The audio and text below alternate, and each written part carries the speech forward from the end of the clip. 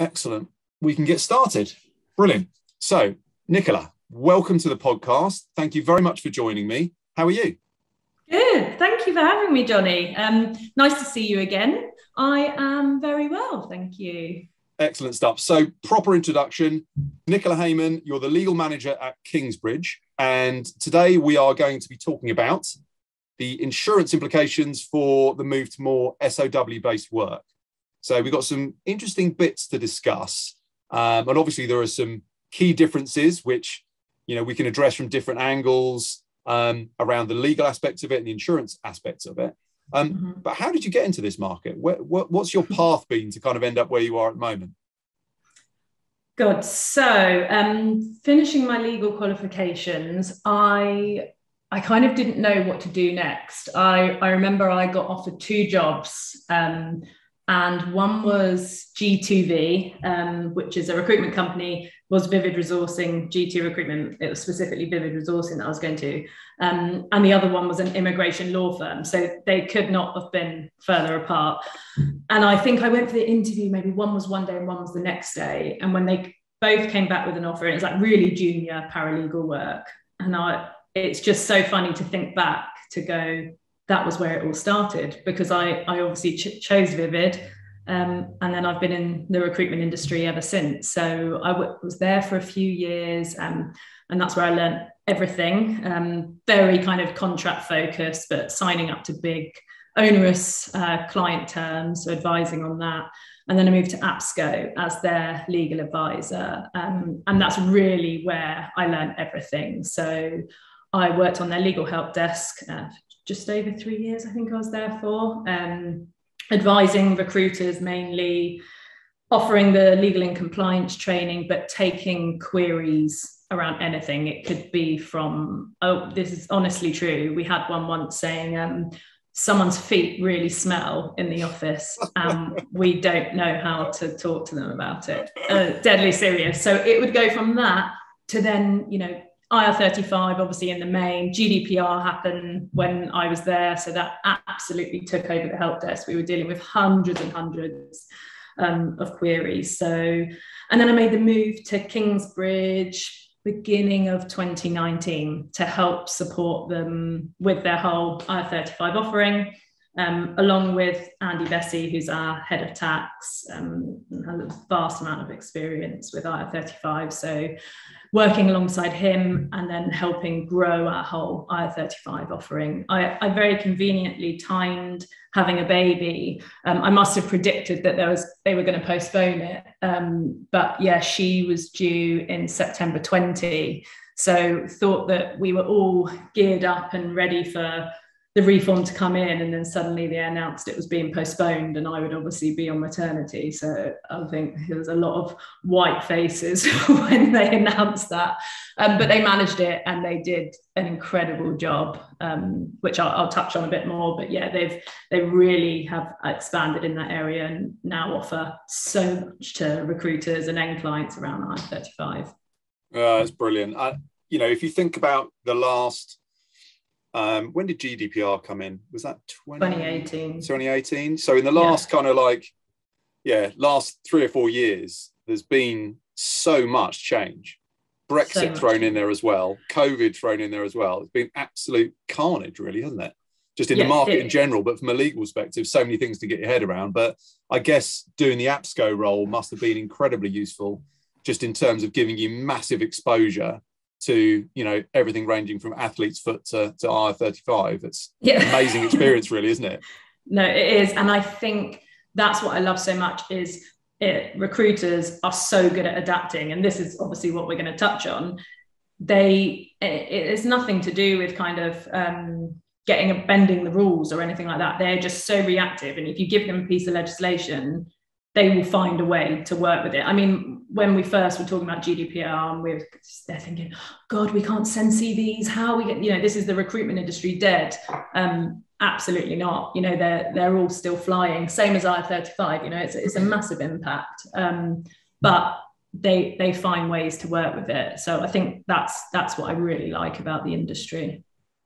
Yeah, I've always said that the recruitment industry is incredibly adaptable. I remember back in my early days in the job board world, back in kind of like, early 2000s. And people were saying, oh, job boards are going to be the way forward. Recruitment industry's dead. Everyone's just going to go direct and advertise directly. No, it just basically reduced the recruitment industry's advertising overheads by like a factor of 10. Yeah. They just adopt stuff very, very quickly. I think by their very nature, recruitment organizations and people who work in that industry are problem solvers. Yeah. And when you're dealing with people as the product, anything can go wrong. Anything can happen. It's a very, very difficult product to control when you're placing people. So I think that lends itself to that problem-solving nature. But certainly recruitment organizations have had their work cut out over the last few years to adapt to some of these changes. I know. But, really a lot of them are really thriving at the moment. There's certainly, obviously, it's quite a candidate short market in those kind of resourcing areas. But then we've got the stuff that we're seeing around a lot more organizations either ramping up or starting to dip their toe into other delivery models. So you've got some agencies that are moving into more kind of MSP and RPO, annuity-based revenue type services. And then you've got the whole SoW side of it with everything ranging from project and consulting services through to the sort of administrative management of SoW engagements for a range of clients to full-on services procurement MSP. Certainly the three main cases that we're seeing within the industry, but it's very different, and that's quite a big thing to adapt to. I think all of these things have been big things to adapt to, but I think if you look at things like IR35 or GDPR, it's a variation on a theme where the fundamental rules, concepts still apply. Yeah. Whereas when you're dealing with the delivery of a service under a statement of work, as opposed to the paying for somebody's time, it's a very different proposition, isn't it? Yeah, massively different. And I think that's where I'm always quite careful when I'm talking to people, because, like I said, recruiters are so adapted. They're amazing at the way that they can change according to the market and according to legislation. But I think we also need to take a step back sometimes and say, okay, this is very different, therefore we need to deal with it properly. So although in a way we say it's the same because they're very good business people, they're really commercial, they can definitely work in this way, but it's very different to their standard recruitment activities. Therefore, they need to be really careful when they're starting to look at engaging in that way, because it's very different from the standard recruitment world that we all live in. Yeah, but I think there are the parallels that there are, and the main one being it's just about getting work done. Yes. So again, it's a problem-solving exercise. There's a piece of work that needs to be done. I mean, it's in some ways it's an extension of the scenario where some work needs to be done. The company has a resource requirement, and a recruitment company will be able to advise them to say, you could hire a permanent member of staff, you could hire a contingent worker, you could hire an interim. There are various different ways to do it already. So engaging a supplier to deliver some work under a statement of work is just a different way of doing it. But obviously, when you kind of get under the hood of it a little bit, when you look at the contractual setup and the liabilities, there are a lot of differences there. Yeah. What if you? It's obviously it's nuanced, and it depends what type of engagement or how you're pursuing that engagement. But just at a very basic level, how would you kind of describe the key differences between a people-based time and materials engagement and a statement of work engagement, as you see it? So, I mean, this is where we get into the nitty-gritty of it, isn't it? And then you kind of look at the definitions that fly around everywhere. And everyone is slightly different in their approach. So I think it probably helps if I just clarify some of the wordings that I use, because then it helps going through it. And if you don't agree with any of them, tell me. But so when we're talking around statement of work, we are talking about the document, the statement of work contract that we have that usually supports your master services agreement. Whereas some people might say, we're a statement of work business, or we're working, they use the words interchangeably, and then everyone's confused. So I kind of, when I'm talking about statement of work, I'm talking about the document that usually falls under the master services agreement, which is the big chunky document that goes with it. But then you have the company that's offering the services. So a lot of the time that we're calling them the consultancy, they're offering the services. that sometimes gets confusing because we used to call PSCs consultancies. And sometimes recruitment companies are called recruitment consultancies. So it just gets even more confusing. It is, and that's why, like, I always like to try and clarify how I'm going to talk about it, so it's clearer. And then you've got contracted out services, and I feel like that's a really important one when we're referring to it, because that's what HMRC call them. So although people don't usually like the definitions, it's really helpful if you're ever looking at HMRC guidance, which is really important if you're looking at this model because of IR35 maybe, that you understand what HMRC say about it. And to be fair, contracted out services kind of sums up what it is, doesn't it? You know, we're, like you said, it's not your time and materials, your standard recruitment way of working. It is much more project-based, deliverables, milestones. So it's quite easy to separate them when you really think about it. It is clear when you're going, okay, this service is being contracted out to a company. Therefore, client is not controlling it. So we always talk around supervision, direction, and control. This time we're saying the client is not controlling that services. They have used an outsourced provider, a consultancy, or whatever we're going to call it, to come and deliver those specialist services. So it's very different to a standard recruiter that is going, okay, we've got a role to fill. We're filling a role. We're going to use X limited company to fill that specific role. It's not that. It's much more. We're providing a service, entirely different business model from traditional recruitment, which then leads to the financial risk that we're talking about, higher insurance premiums. So it comes with that added risk. But I don't know what you think. It also usually comes with the added benefit that you do get paid quite a bit more. The margins are usually higher in that world. So it's kind of weighing up the risks against the margins that you might be getting paid. Absolutely. And I think that is definitely a bit of a new paradigm for staffing organisations that are looking at this, because, you know, they're used to the cash cow being their traditional recruitment business. And they've got, you know, smart people within their organisations, or they brought people in who are saying there's an opportunity here, because clients are either asking us to deliver projects, or they're asking us to help them manage statement of work engagements, or they're coming to us saying they've got a services procurement problem and they need someone to get their arms around it. So there are real opportunities, again, for these companies to solve the problem, to take the problem away from the client.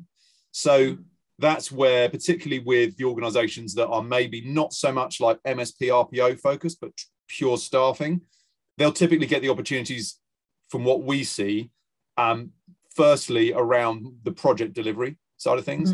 And that's just so different in terms of the investment in liability, the legal setup, you know, covering off that liability with insurances, etc., and being able to deliver it in a structured and compliant manner. They've got the opportunity, sometimes almost seemingly on a plate, but there's a lot to it. And that's where I think it's the most different from the recruitment cycle, where that liability for the delivery of the work is falling on the staffing organisation. Although I'm sure you mentioned it very briefly when you went in your introduction, but I'm sure we'll come on to it in a bit more detail, just about sometimes organisations separating out a limited entity to kind of deal with that, house that risk. But it's the opportunities there, but people have to make decisions, and they have to make clear investments in it. You often hear this kind of chicken and egg scenario where people are looking at going after this market, but they want more opportunities before they put a real sophisticated setup in place. But if you've got a real sophisticated setup in place, then it's easier to get the opportunities because clients look at you as having a much more credible solution. Yeah. And I think just one more thing to touch on with that is they look at the consultancies. So staffing organizations are looking at the big consultancies and maybe placing people with them as well, and seeing how their model works and seeing how much markup they charge, and thinking, we think we can do a good. I want to do that. Yeah, we think we can do a better job. We think we can do it more cost effectively because they're smaller and more agile. So it's really kind of it's mixing up that market a little bit. It's created a really interesting dynamic where you've got the sort of recruitment organizations moving in one direction and the consultancies moving in the other direction, and almost like a bit of a convergence in the middle. Yeah, exactly. And I think that's always the point I make, that we speak about this model or this way of working like it's new. It's not new. It's been around for years and years and years. The larger organizations obviously sees that opportunity years ago, and they found it a lot easier to adapt to it when it was coming. Of course they did, because they might have already had that arm that worked in that way anyway. But that's not to say your smaller, your medium-sized organizations can't look at this as a viable option. Like, that's why I always try to be really careful. I never want to put people off by going, God, it's really risky. You're taking on all these massive liabilities. Look at your insurances. Make sure you do it properly. HMRC are going to look at it, because you just need to take it seriously and go, okay, we've considered all the risks, but we've decided we are actually going to look into this, because, like you said, we feel that we can do a really good job, if not a better job, than some of the big organizations out there, which I think they're right. I think they could just have to do it properly. Yeah, I mean, we're seeing some of our clients doing a fantastic job, delivering great results, and there's lots of business out there. There's lots of opportunity out there, particularly as more end clients are coming round to this now. For large organisations globally, getting things done under a statement of work, people spend hundreds of millions. It's like usually about 4 times their budget on contingent workers, for example. It's a massive spend. So all of the stuff all the services they're buying, consulting, facilities, whatever it might be, legal, marketing services, etc., companies are already doing it. But with the changing legislation, like the equivalent legislation in Germany, the AUG legislation, obviously IR35, 1099 versus W2 in the US, some country, I'd say that places like Germany, the UK, and the US are in a similar sort of place in the market, and other European countries are looking at this much more intensely now, but it's generally the same sort of principles. So companies are kind of used to it, but they're getting to a point now where the other types of resourcing are blending in with this, not so much crossing over, but it's almost like sometimes it's better to use this model over here, whereas previously that was always just contingent workforce, or it was always just permanent hiring, because the whole market's changed. Half the time you can't find the talent. Contractors carry more risk now with the way that legislation has changed. It's just a different dynamic. So when an organization is looking at how it can get stuff done, they are much more conscious now that actually we could engage suppliers under a statement of work. And they might be small suppliers. They might not just be your big 4. But as I said, there's some areas of convergence. And IR35 as a piece of legislation, obviously I'm not a legal expert, but as a piece of legislation, it always seems to me like it's got slightly more grey areas than some. But what do you see as the kind of, or what do you think people see as the key grey areas where you look at the IR35 legislation and how that crosses over with statement of work delivery? Yeah, so I think that kind of you've got your legal perspective on statement of work and then your IR35 perspective. So I think the legal issues around it is the fact we have very little case law when we're talking about contracted out services. And at the moment, we're just very reliant on HMRC guidance as to what it looks like or what HMRC consider it to be. If you look online at some of their guidance documents, they give you all these scenarios of Jill does this, and they try and really simplify it, but we don't have much to go by legislation wise. We only have that guidance that kind of scopes it out. I think there's one case, Tilbury Consulting, I think, that touches on it briefly, but yeah, we really don't have much case law or legislation. We've just got the guidance that they've given. So from the guidance that they've given, they just try and spec out the differences. So your kind of labour supply, the client contracts for the workers, they manage the project, they work as part of a team, they might work on client premises. Contracted out services, totally different. They contract for the task or the deliverables, the service provider providing those services manages it, and yet they work on a kind of a services, they usually work on their own premises, etc. So they do try and give you some guidance around it, but that's where the grey area comes from. The legal perspective is we just don't have much to go by, so we just kind of have to take what HMRC have given us and apply it. IR35, so from my point of view, it originally came when we first saw it mentioned when they started talking about public sector changes, and everyone picked up on it straight away and go, oh, brilliant, contracted out services, they're out of scope of IR35, everyone's going to move into this way. And I think HMRC obviously picked up on that happened. They further clarified it with public sector, and then they gave him more guidance around it when it came into the private sector. But the manuals that they've given now do specify that when a person receives fully contracted out services, they don't need to apply off-payroll legislation. I think everyone's sort of like, oh, brilliant. But if you look into the nitty-gritty of it, you do that. The off-payroll legislation, if there's limited company contractors, someone needs to be doing it. Yeah, exactly. I'm not going to go down the route of when a contractor is working under a statement of work solely themselves directly to a client, because that it is a grey area, and there is some guidance from HMRC that actually says they didn't even apply the off-payroll rules because they don't think they apply. So, but we're not looking at that. We're looking at mainly when recruiters are looking at this way of working. So recruiters are going, okay, we are now going to go and deliver these services. We have contracts that work underneath of us, and let's not look here at when you're employing the contractors, because then we don't need to think about off payroll. We're solely looking at a company is delivering services to an end client and they're using limited company contractors. So, okay, IR35 applies because there's PSC contractors. So who is responsible? And it is the service provider providing the services that suddenly then has to consider if it's within scope of IR35 or not.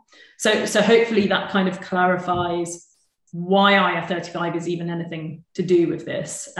It's because it's really appealing to end clients, because they can go, okay, brilliant. We suddenly, this really annoying piece of legislation that suddenly made us responsible for making these determinations, we don't have to worry about it anymore. We're basically contracting out by just working with that company. Where they kind of muddle your waters is where clients are still going, oh no, but we're still going to do these status determinations. Yeah. And it's like, no. If you're going to look at this, which is a viable option, and I-35 does still apply, then you need to understand who is then responsible. You need to trust in your supply chain that they're doing it properly. You do your own due diligence. You're comfortable with who you're engaging with, and trust that that is the party that is then going to do things properly. Because if that end engager is carrying out status determinations, if that middle person that the service provider is carrying out, I don't know, it's just become so confusing. And you can imagine when HMRC look at it and go, well, hang on a minute, we've got status determinations flying around everywhere. And I think they have made it quite clear now with what they're trying to say. So I'm really I always make the point when we're talking to recruiters, if you are looking at this way of working, don't just go, I-35 doesn't apply, great. No, you have to consider that you are probably the end client now in that chain. Therefore, you probably have to be making status determinations. But if you're doing everything properly, it's a very outside of IR35 way of working, isn't it? It really does look favourably towards working outside of IR35. Yeah, I mean, if you're doing a genuine statement of work, and it's being delivered in a manner that is consistent with how it's contracted, then, absolutely, a statement of work is a completely different thing. You're paying a company to deliver an objective rather than engaging in individuals and paying them for their time. So, yeah, the devil is absolutely in the detail. And I think, when you look at the demand for work to be done. So, we both know lots of people in the recruitment industry. Majority of people that I know in the recruitment industry are incredibly busy at the moment. There's just this massive area of demand, and it's a really candidate short market. It's really hard to find the skills and all that sort of thing. So there's a lot of work to be done. So there are opportunities for some of this work to be delivered by supplier companies and consultancies under a statement of work. It doesn't have to be individuals engaged on a time and materials basis.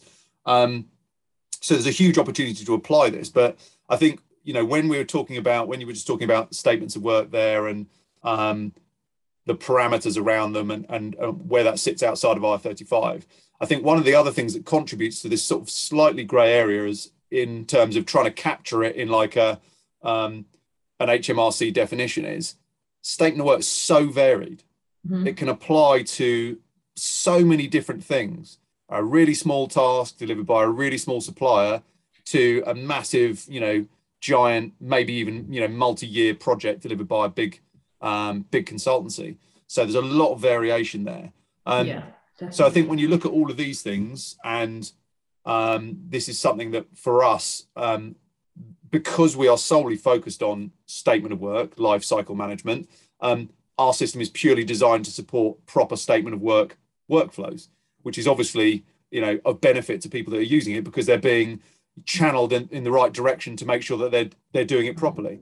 And that's where I think this fact that the statement of work being that document and that type of engagement, that is almost like it's sort of like an island of safety for people, in the sense that they need to come back to, does it make sense to engage a supplier to deliver under a statement of work? And if you almost start with that, if it makes sense for that piece of work to be delivered under a statement of work, and you build everything out from that, then you've got a really good chance, the best possible chance, of doing it properly and not having to worry about all these other things, but they have to be considered.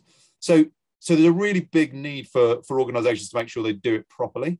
What do you think are the key things that companies need to consider where they're looking at delivering services and work in this way? Yeah. So number one is always going to be the do it properly, isn't it? Make it look like it is. Make it actually is what it is. You can't. I don't personally think you can mold a time and materials engagement into an outcome-based arrangement. So it actually is only appropriate for the ones that really do fit in that way. So it's looking at the whole scenario, isn't it? The commercial reality, it's what we always say, the commercial reality of the arrangement.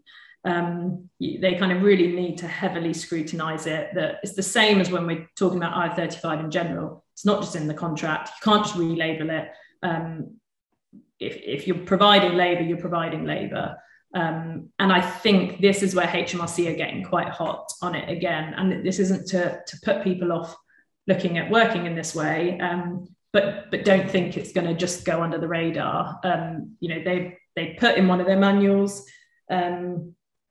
if the reality is same thing, if the reality of the contract is a provision of labour, that's not going to stop IR35 from applying. So, basically make sure you do it properly. I don't know if you were aware, because we saw the compliance letters, it was probably maybe a month back now, the compliance letters that went out to the banking and finance industries, basically fishing for information, saying, what are your processes? Are you doing everything properly? But one of the things that they touched on there is, are you delivering any outsourced services? If you are, how are you doing it? Or are you receiving any outsourced services? If so, how? So they're basically saying, are you, Mr. End Client, receiving outsourced services? If so, we want you to tell us how. So it just shows that they are aware that this is happening. They obviously want to pick up on the ones that aren't doing it properly. So if you are doing it, just make sure you're doing it properly. And I think that's kind of what we're always trying to get at, isn't it?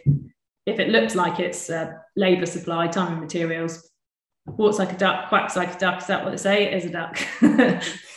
Yeah. Kind of the point that I'm getting at is, you just have to, I think they said something about the systems and processes that you use around off payroll, and the processes you're using if any of the services are outsourced. So they're looking into it. So you just, like I said, you need to make sure you're doing it properly. Therefore, the point I made at the beginning, I look at it as in you're starting up a new business. It's just the easiest way of doing it. I'm not saying you have to start up a new business. I know a lot of people did actually say, do you know what, we're going to start from scratch, new limited company.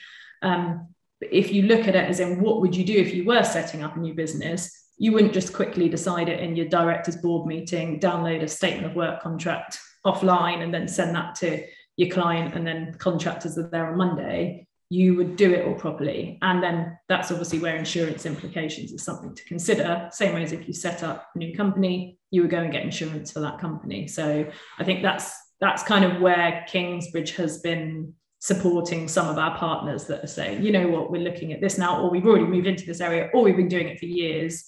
We're then trying to support them with the insurance side of things, making sure that they're covered. And so when you do support them from an insurance side, are you also consulting with them as part of that on their contracts, or does it go to that depth, or is it more a question of looking at their process and their setup and everything they're doing, and then pointing them in the right direction of the right insurance for their particular setup? Yeah, so we've kind of got different parts of the businesses that would kind of help for different parts. So you've got your IR35 team. So if a business was looking into setting up or working in this way, you've kind of got our IR35 consultants. It usually would be Andy Bessie, because it's usually at the higher end of when you're looking into working in this way, and he can kind of give specialist advice around it. So he would kind of advise on that. But then you also have a broker, and it's the whole point of having a broker. You can send a contract. You could send an engagement that you've had and said, can you have a look at this? Is our insurance going to cover us? But also they can advise on, you are basically changing the way that you are, described in your insurance policy. Your business needs a different description. Yeah, that's very true. I think, that's the key provision is you are just in our Kingsbridge policies, you are described as a recruiter offering employment services. So you need to change what you are being described as if you are now a consultancy offering IT services, etc. So it can be done. It just you might need to change. So that's kind of like the key first step of, like I said, you're setting up a new company. They would say, what kind of services are you offering? You're not just offering recruitment services. You're offering whatever services it is that you're delivering to your client.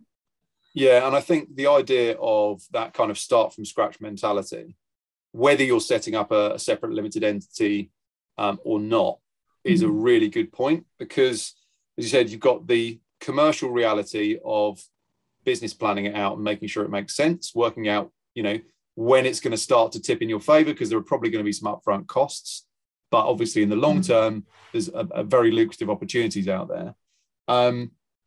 I think for organizations, understanding the liability on delivery, if they are using this model to deliver project and consulting services and actually deliver work themselves, and maybe back that off to sub-suppliers, associates, contractors, or however they're doing it, somebody needs to be in charge of that delivery. So there's not only the financial risk and the legal liability around delivery as per however they've structured their contracts, but there's the practicalities of the kind of operational nature of it as well. And this is where we're seeing, if you're a program delivery specialist and you've got experience of working in the kind of staffing industry, then you're probably in pretty high demand right now, where organizations are looking at kind of like internal PMO functions, or even just kind of like a central linchpin for their offering who really understands the project delivery side of things.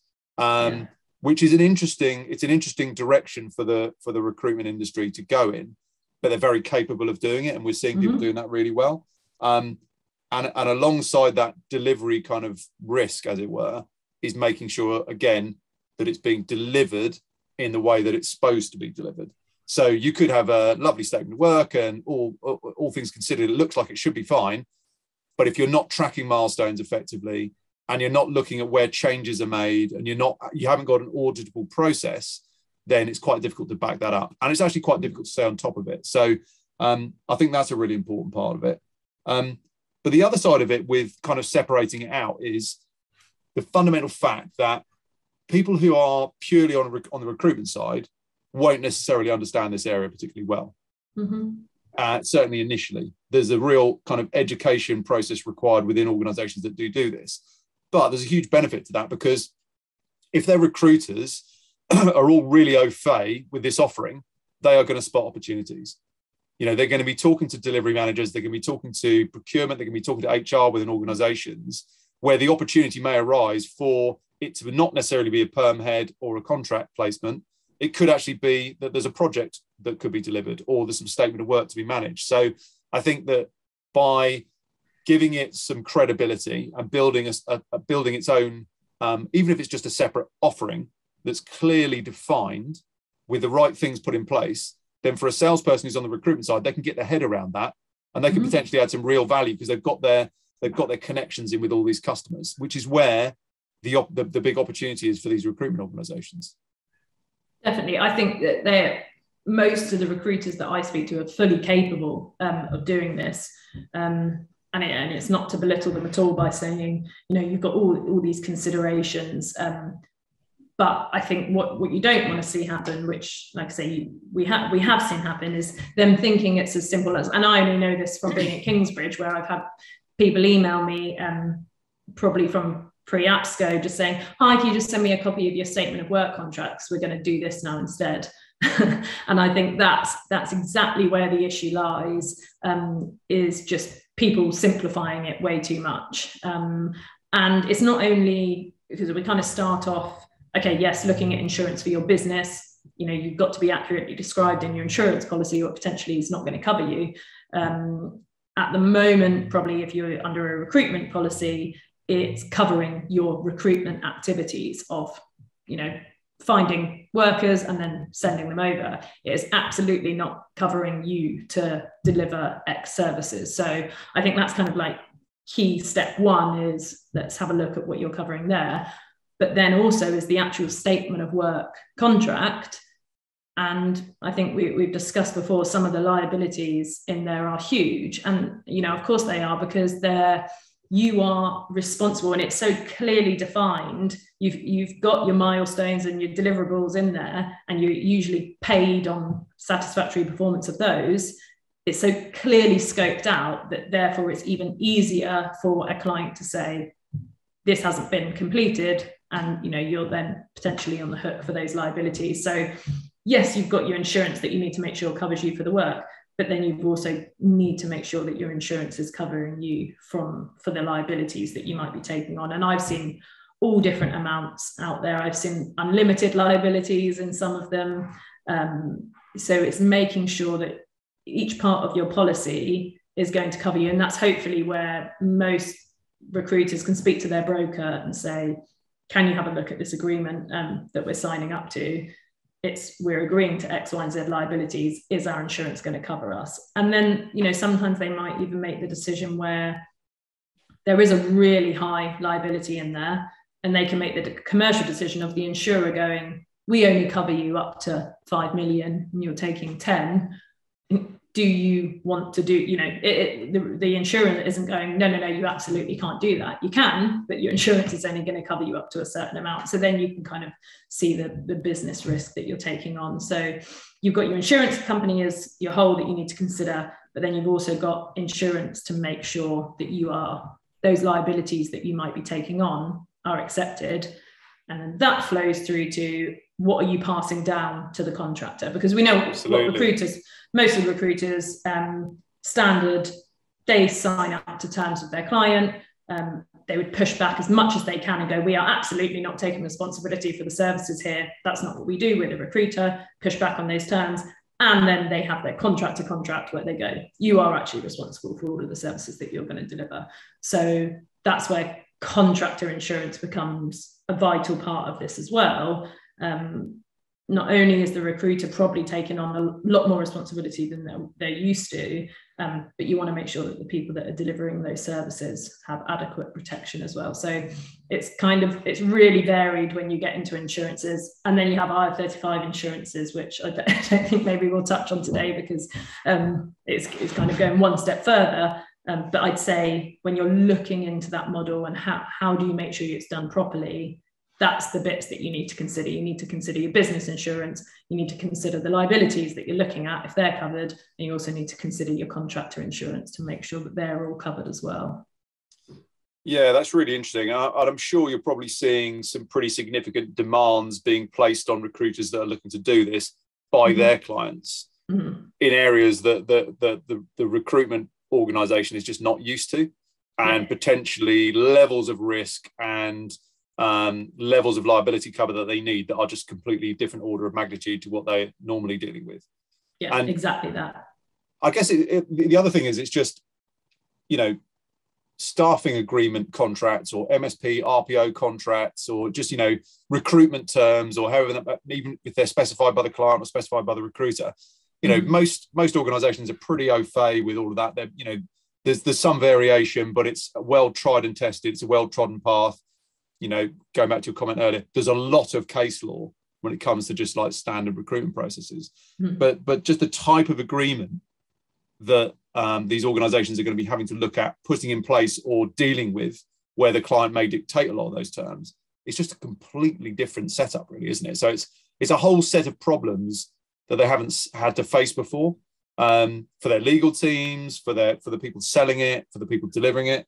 And I think, when we look at things like IR35, that has been quite a big adaptation required. And things like GDPR, dealing with Brexit in some cases. But I personally feel like this is a bigger adaptation. In some ways, it's a more strategic adaptation. But I think that it will be very well worth it for the people that can do it properly. And we're seeing a definite trend towards this, where people are really looking to do it properly. They've made strategic decisions to invest. They're hiring the right people. They're doing their due diligence in the background, and they're setting up from the ground up as a separate thing. And I've seen some really smart people in some really good organizations do a great job of literally building it from the ground upwards, getting all the legal stuff in place, all of the financial stuff in place, the right delivery teams in place, putting structured software in place, and a kind of a tech stack to take them right through the process and fit in with what they're doing to deliver it. So I think there'll be huge advantages for those that have done it, but it's not just a question of taking a contract and sticking statement of work on the top of it, or doing something very standard. No, and I think that's the thing. It's so much bigger than insurance. It's not, you can't just change your insurance. Okay, we're fine now. Same thing. There's so much, like you said. What technology are you using? What advice are you giving? Their legal teams, and I know because I've been in there, so used to going. You kind of get into a bit of a pattern of looking at contracts and going, not accepting. They kind of have to take a step back and go, oh no, you obviously they need to start accepting some of the liabilities, which they're just not used to at all. They've never done that before. So it's a completely different way of working, and it's not as simple as we'll just get the agreement in place, we'll just get some new processes, and we'll just get some insurance to cover it. They're just considerations that you need to make. It's actually the company, working in that way and doing it properly. So yes, okay, we'll tick all the boxes of making it, making sure it's genuine, making sure we've got good processes. But like I said, some of them have got great people that have started working and delivering those projects, and making sure that it is all done properly. And I think that's where it's really vital, isn't it? It's the people that are doing it that are offering kind of most value, and that's where we're seeing it come from. It's always was going to grow. I mean, it's quite frustrating where we just did it was last week now, we did a CIPD event. So we're going out and talking to a lot more end clients now. So we still work with our recruitment partners, but obviously end clients are so responsible for these decisions anyway. So actually getting in front of them has been really valuable. But it's frustrating with IR35 that they kind of think, everyone just moved back to either agency, PAYE, or we'll just take them on directly. It's just not the way the world is moving. So I think we all have to understand, and I think, to be fair, the recruitment industry does understand, just because some of these changes have happened, such as IR35, doesn't mean, and COVID and Brexit and all of those kind of things, doesn't mean that everyone's going to suddenly go back to being an employee. We're so far removed from that now.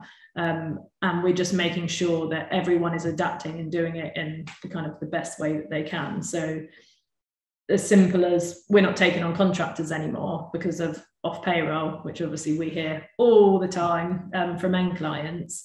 It's just educating them to say, okay, you feel like you're taking that risk away, but what added risk are you taking somewhere else? And I think that's the bit that they're not quite sure about, and they're trying to get their head around. They've been offered things under, they say, we're going to actually start to look at some outsourced services. I think we had, it would have been a couple of years back, but we had some statistics from SIA, which would be way out of date now, and COVID's probably had an impact on those. But if you could see the way that they were looking at statement of work offerings growing over it was over the next 10 years, I think, but it was pre-COVID. It's just going up and up and up and up and up. And I think there's no denying the fact that that is a way that we're moving to. It's not to say recruitment is dead. We touched on the beginning that I don't see that happening. But this is definitely something that a lot of organisations are now taking very seriously. And if they weren't doing it before, they're they're getting advice on how they might do it going forward. And I think that's where we're just trying to support as much as possible, not just advising on insurance, but advising on all the other things that we've kind of gone through. You know, how good are your processes, and to make sure that you're doing this properly. Yeah, and ultimately it comes back to the fact that it's still getting work done. It's, you know, yeah, organizations, exactly. You look at how busy most companies are now, and you know, we talked about all the different factors and people saying, well, we'll just do a blanket decision on no PSCs in the supply chain, and everyone has to go PAYE through an umbrella company, or they go permanent. Well, you're not going to end up with the same level of resource that you had before, because not everyone's going to do that. It's not going to suit everybody.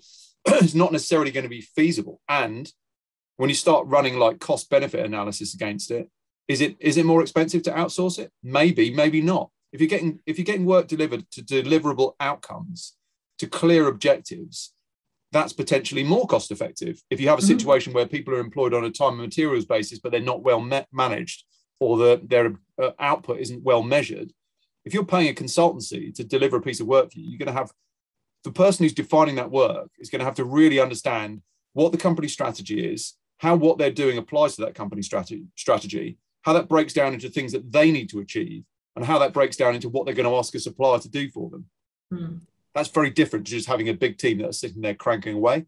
So, you know, it always comes back to it's the right work delivery model for the piece of work. And as I said earlier, if you start with that decision around, okay, what is the task, what is the resource requirement, and what is the most effective way for this company to get that done, then that's where you can make the sensible decisions, because it might well be that's permanent headcount. It just makes complete sense for it to do that. You'll sit in the, on the headcount, and we should make that decision. We should go for that and hire, and go out of our way to hire the best people and train them well and look after them well. Or it could be contractors, in which case they need to be compliant contractors, which is perfectly doable with the right recruitment partners and the right processes, etc. That can be done. If it's best to deliver it under a statement of work and outsource it, then that's an avenue that companies need to have available to them.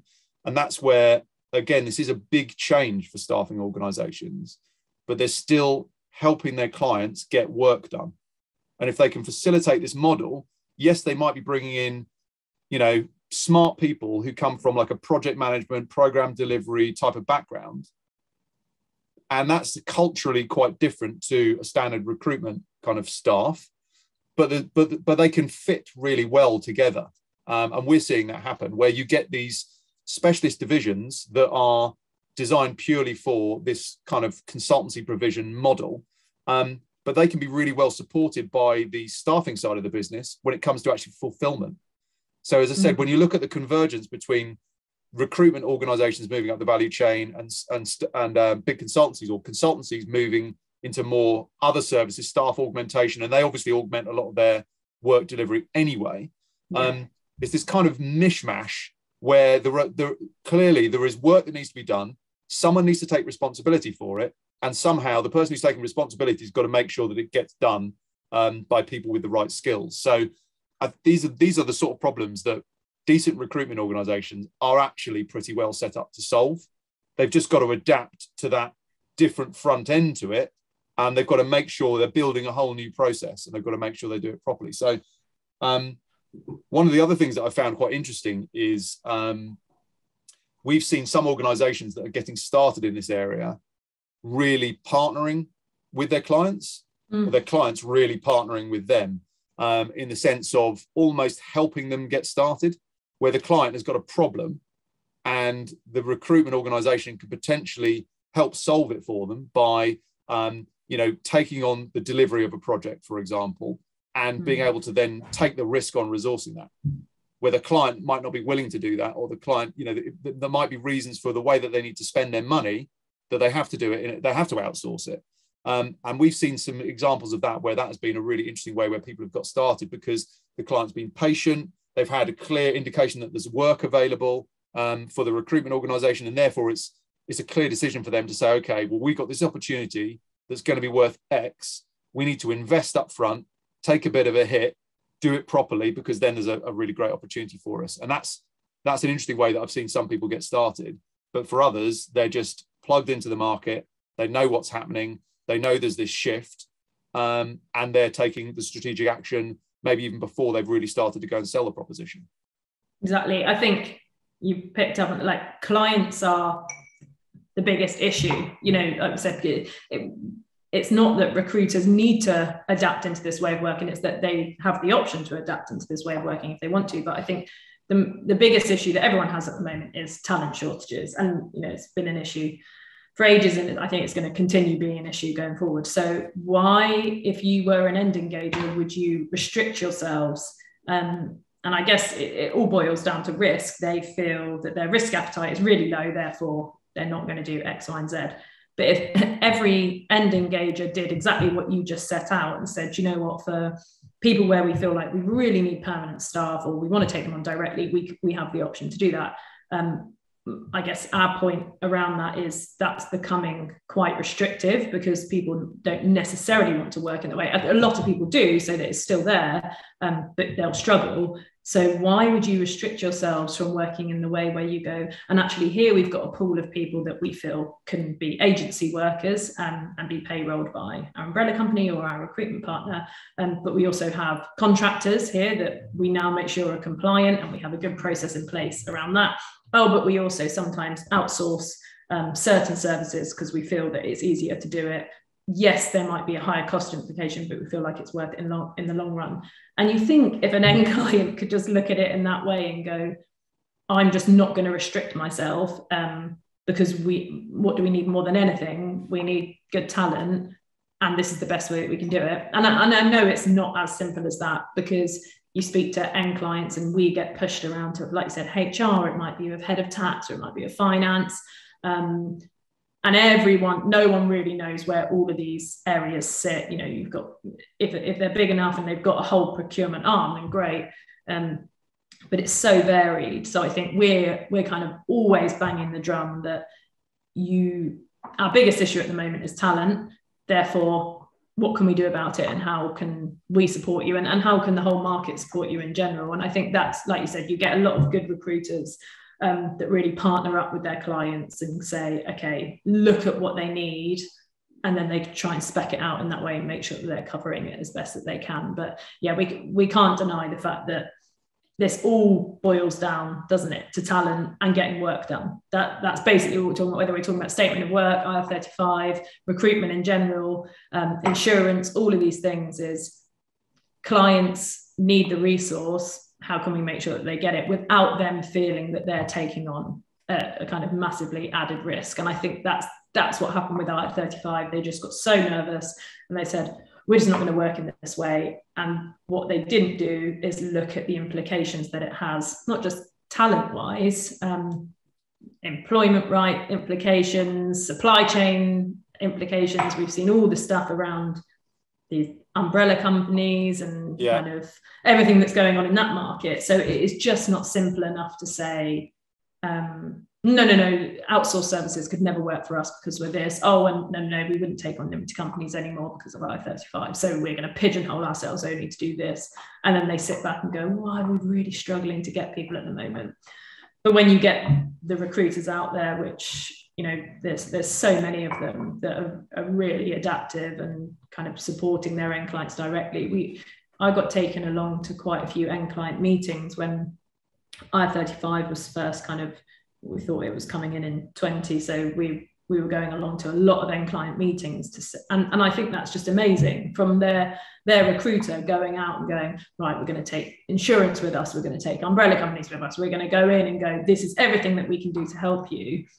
That's so big from a recruitment company saying, you're not only outsourcing us to help find people, you're outsourcing us to help kind of identify risks and all those kind of things. They're solving the problems, aren't they? And it's that, as I say, it's that problem-solving mentality. That it's just there are problems to be overcome, but they're worth overcoming, and that's for the end client. That's for the recruitment organisations as well. It's not going to be easy, but if you can adjust to it and invest in adapting properly, then it's absolutely worth it. But just to pick up on another point you made earlier about, which I think is quite often easy to miss, is you've got to think about how people want to work.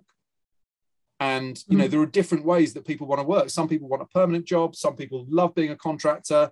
You know, regardless of IR35 or similar legislation in other countries, that is the best thing for them. Then you've got things like the employed consultancy model.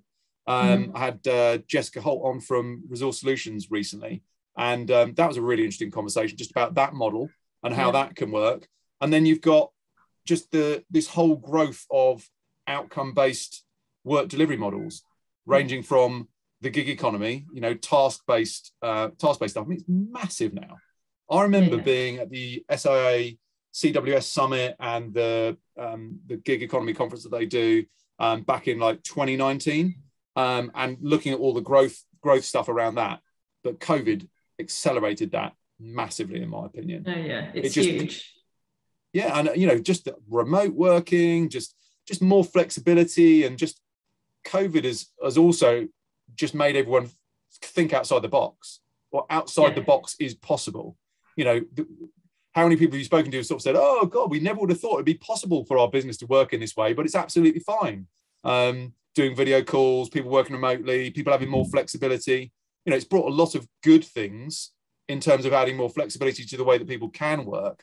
And so when you look at, oh, it's, you know, oh, isn't it a bit of a shame? Or is everyone going to go back to the way it was? Well, they don't have to. And actually the world was moving in that direction anyway, just where people have choice of how they apply their skills and abilities to earning money and getting work done and engaging with the type of work that they want to do. So for recruitment organizations who are all about helping end clients fulfill requirements, this is another way that they can help them fulfill requirements. And those clients will also probably use the odd marketplace in the future, digital marketplaces and things like that as well, and other avenues. But I think, as you say, with this adaptability, the recruitment industry is very much alive and well, and they're trying to solve their own problems around talent shortages, but they're also the problems of their clients.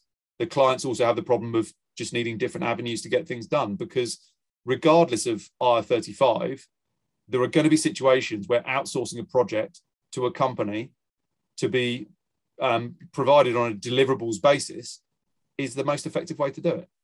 Yeah, exactly. And I think, I mean, we have Dinghy Insurance, who is a part of the Kingsbridge group, and they specifically insure the gig economy. And it's kind of like a switch on and off insurance kind of thing, because obviously they could work for a few hours or a few days or here and there. And that, the growth there is just ridiculous, because we can all see where we're moving to. And COVID, like I said, just accelerated that massively.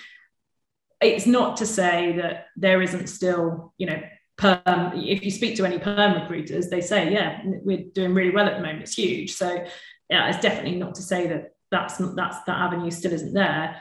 But I find it really frustrating. Right? Never recruiters, but when you're speaking to end clients and they just have absolute blinkers on to, oh yeah, you know, well, limited companies had it good whilst they had it, you know, and no longer. And it's like, oh God, it is a lack of education. And some people would shoot me for saying this, but it's not a lack of education from HMRC, because they as hard as they could, they really did try this time to educate. They're probably happy with what's happened, obviously. And you can imagine the kind of increase in tax that they're now receiving. But everyone did try and educate in this, and that's why we will just continue to do it, because 7 months on now, just over 7 months on, and I think we can see a slow kind of incline of contractors increasing, but nothing like it should be. So I think we kind of need to I'll carry on talking around this model, around PSC contractors, the talent shortages that are out there, and just kind of continuing to educate end clients in this space, because I think recruiters have been learning about it since, 2017, if they're in the public sector, but they have been educating themselves around this for so long now, that it really is the kind of carry on the pushing it to the end clients. And as soon as you get one end client that listens and says, actually, I think this can work, we can hear so many kind of good stories where they've explained the way that they've kind of worked with a client and now they're doing X, Y, and Z. and you can see that it's just working so much better. So I think that's kind of from our point of view where we see the market going. You know, gig economy is going to continue to grow. Statement of work businesses are going to continue to grow. All of our recruitment partners' businesses are just kind of through the roof at the moment. I think the struggle is finding the talent. So it's just making sure that we can open those doors as much as possible. Yeah, you just need all options available to fill those talent. That's exactly it. Yeah, and that's where it's not about one model being better than another. It's just the fact that people have access to all these different models, and companies can have access to all these different models, and the international reach and remote reach that they can now have that they never had before. But yeah, I mean, for end clients, ultimately, if they don't adapt, they're going to lose out, because they just won't be able to get the work done. And actually, you know, it's like the speed of technology change now. Like the speed of technology innovation is exponential, the way it's increasing, accelerating.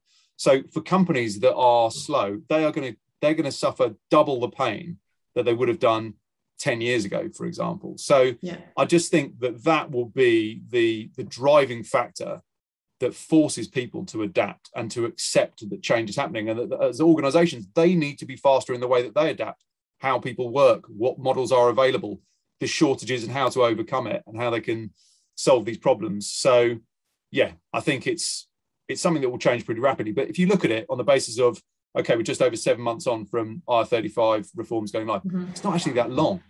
No, really, no. Is it? And if you think about all the chaos that happened in the lead up to it going live, and still a lot of people right up to the last minute thinking that it maybe wasn't going to happen, so for some people that was quite last minute. For a lot of organizations that was quite last minute. So the fact still some of them now, some of them now are like, what's this again? Can you go into a bit more detail? And you're like, okay, a bit late, but better starting somewhere.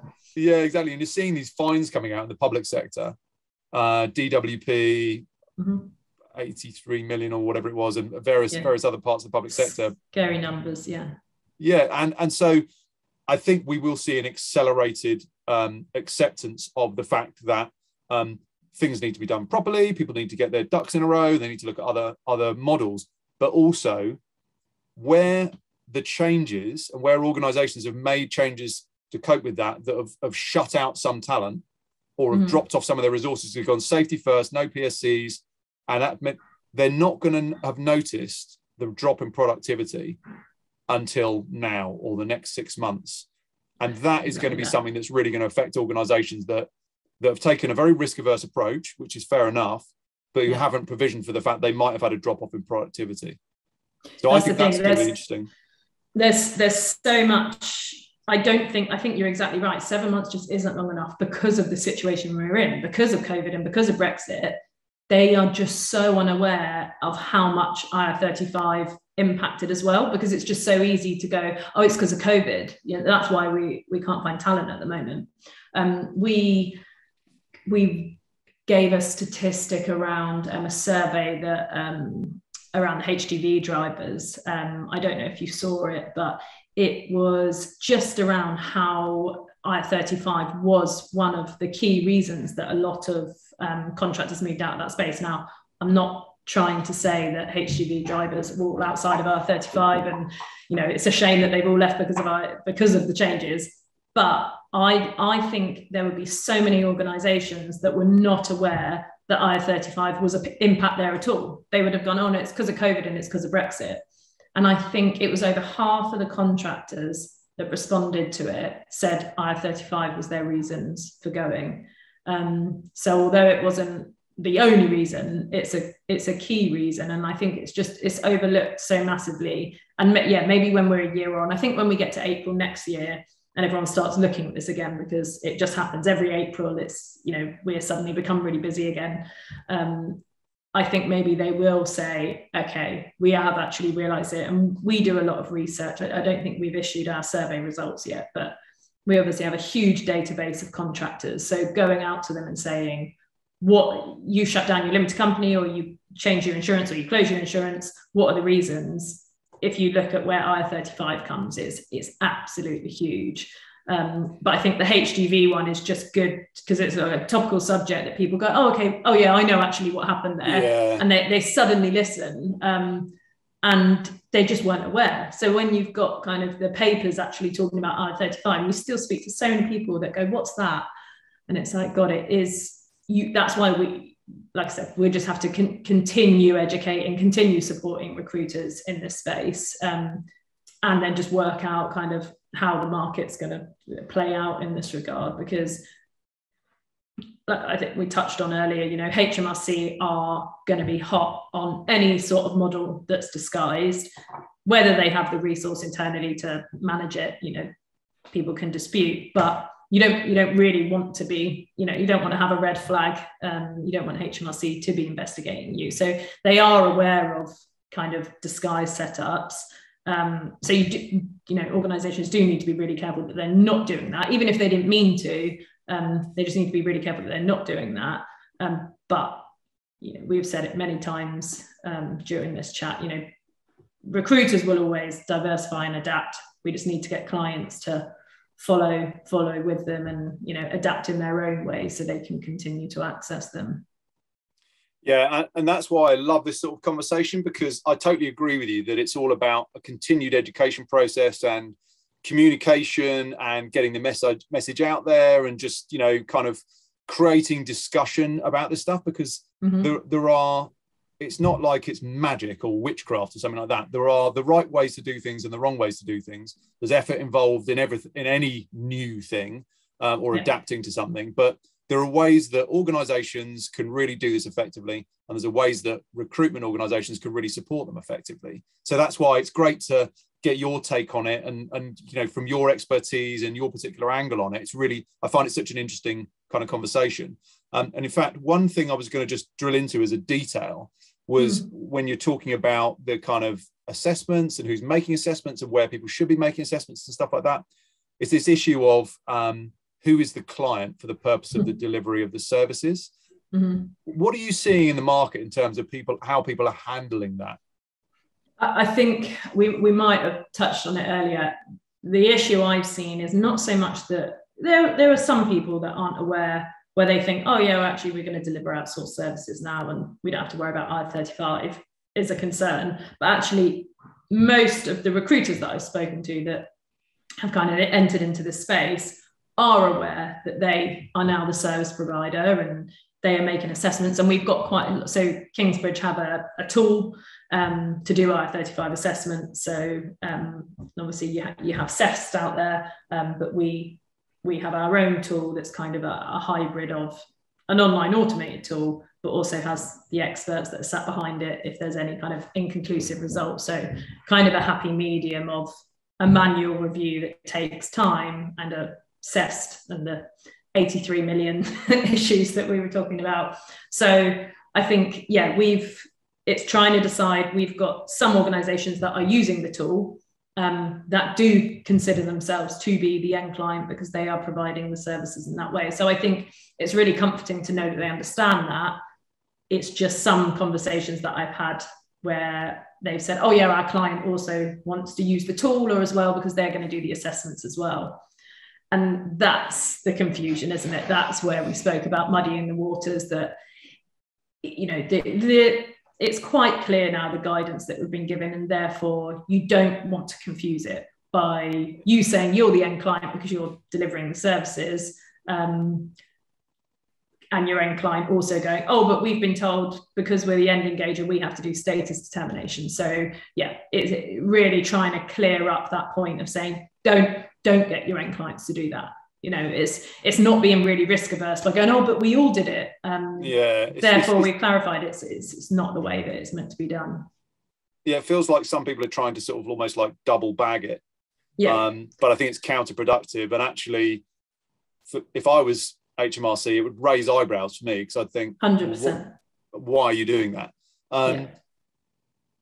Someone I heard recently, I don't know the specifics of it, and I don't know whether it's an actual thing, but someone said to me something about there being a recent public sector case where a consultancy, one of the big consultancies, were providing services to a public sector body, and actually the deemed that they were using contractors, but the deemed client was the end client rather than the consultancy. I don't know if you've come across that at all.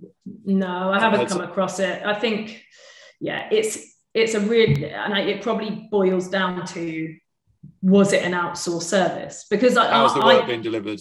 Exactly, yeah. Because I think they have been quite clear in, they put it in their black and white in their guidance documents. It said, if it is an outsourced service, you as the service provider are responsible for the off-payroll legislation. I think because of the way that they start it off by saying for contracted out services, the off-payroll legislation doesn't apply, and everyone's like, oh, great. And then you kind of read down the next bit. Yeah. And it says, so I think it probably is around, is it actually a contracted out service? And that's when I spoke about, they give all these different examples online, which, they don't, it's always quite frustrating for the recruitment industry when HMRC give this examples, because they're like, Joe is a window cleaner, and they're like, for God's sake, we're going to supply window security consultant. Yeah. So they've got slightly better, and when I was at APSCO, we always fed back to them to say, like, here is some examples of the kind of people that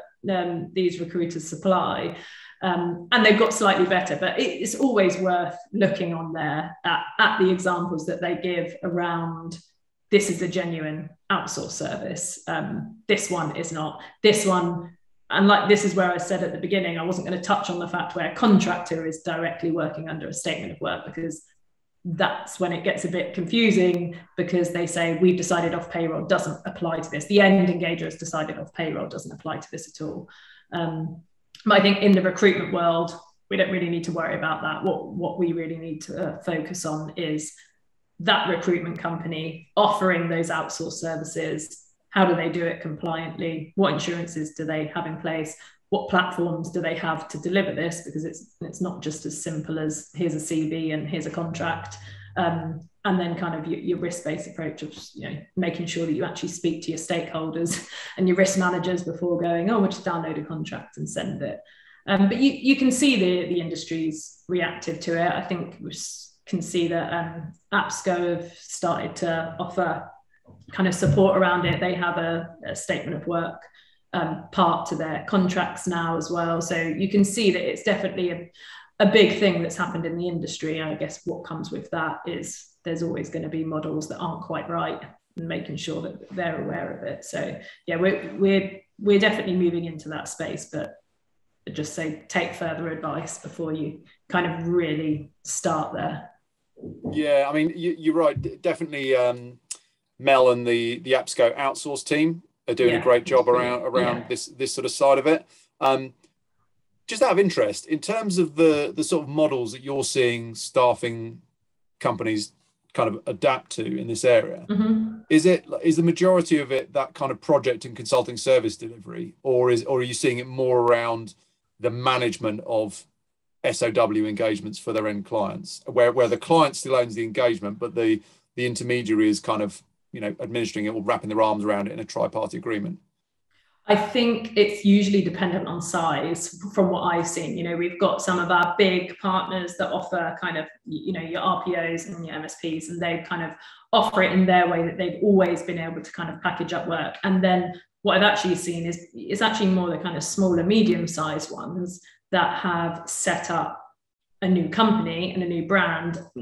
Mainly the ones I've spoken to has been kind of in the IT world, but they are actually delivering the services themselves as under that new brand name, XY Limited, we deliver IT services, and therefore they've had insurance that covers those work that they're doing. And then they have contractors engaged under that. So I think I touched on the beginning that sometimes they're actually employing the people and then they go and deliver the services, but sometimes they're using contractors, and that's where we kind of go into the realms of IR35 again. So from my kind of perspective in the market, it's been a split between kind of how they offer it as a whole, which usually comes down to the size of the business and how long they've been doing it for. Like I said, some have been doing it for years and years, and this isn't new to them at all.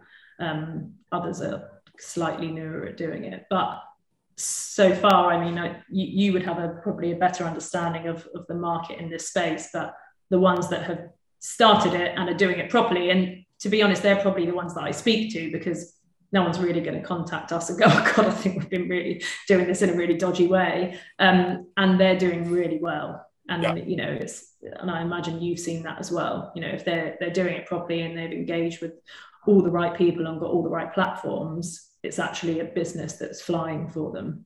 Yeah, once they're up and running, it's a huge area of opportunity. And as I say, if once they've got a clear proposition and everything really nicely lined up, they can properly educate their sales teams, and then you've just got this amazing access into an existing client base that most of them will have some sort of problems or opportunities in this area. So I think it's going to be an amazing area of growth.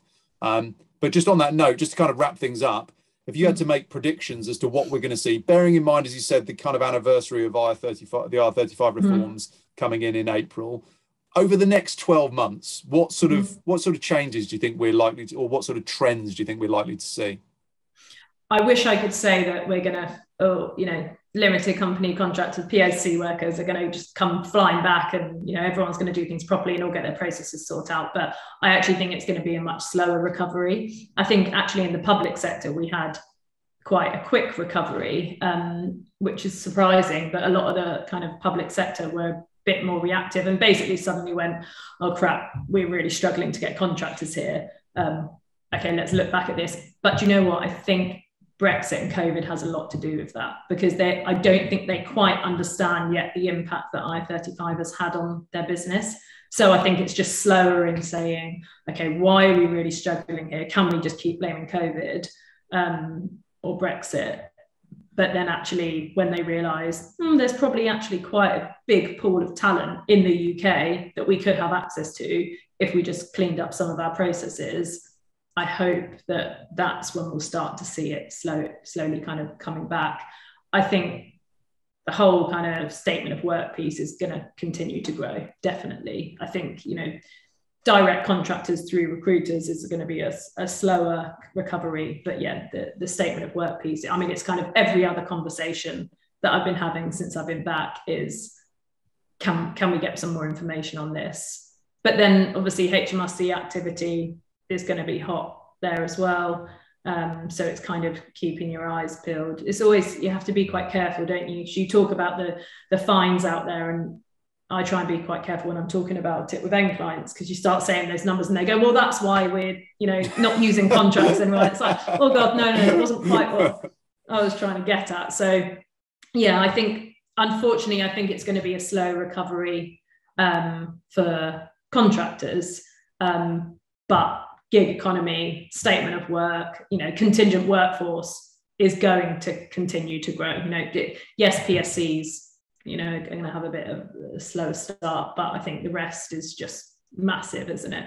I think, perms, like I said, I think perms doing well, but you can't deny the fact that everyone wants to work in a very kind of flexible way going forward now. Yeah, and when if we reflect on the last couple of years, so much has changed.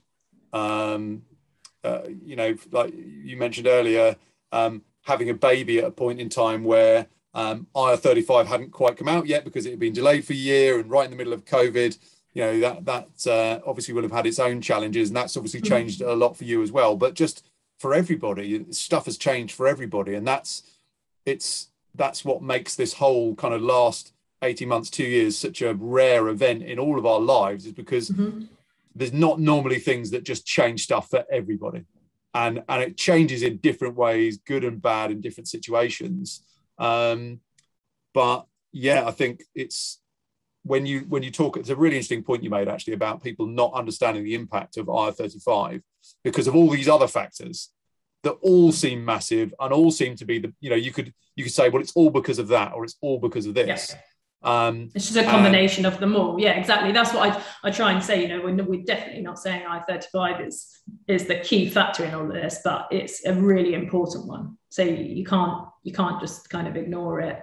But I think recruitment as a whole at the moment is just a really exciting place to be, isn't it? Because yes, we're struggling to find talent, but I think recruiters are in kind of the best place that they could be, is that, you know, they're trying to support clients here get back to where they were.